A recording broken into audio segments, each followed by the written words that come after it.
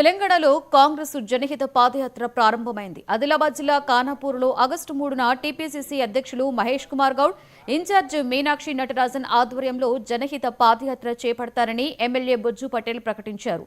పాదయాత్ర తర్వాత JK function హాలులో బస చేసి 4న శ్రమదానం కార్యక్రమాలు నిర్వహిస్తారని చెప్పారు. ఆ తర్వాత జిల్లా ముఖ్య నాయకులతో మీనాక్షి నటరాజన్ సమావేశమవుతారని తెలిపారు.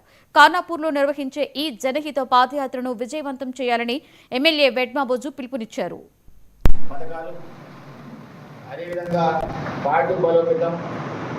వివిధ అంశాల మీద ఉమ్మడి ఆదిలాబాద్ జిల్లాలోని అసెంబ్లీ ఇన్ఛార్జ్లకి, అదేవిధంగా పీసీసీ కమిటీ బేరర్లకి, జనరల్ సెక్రటరీకి, డీసీసీ అధ్యక్షులకి అందరికి కూడా దిశానిర్దేశం చేస్తూ మరి పార్టీ బలోపేతం, అదేవిధంగా స్థానిక ఎన్నికల గురించి దిశానిర్దేశం చేయడం అనేది జరుగుతుంది.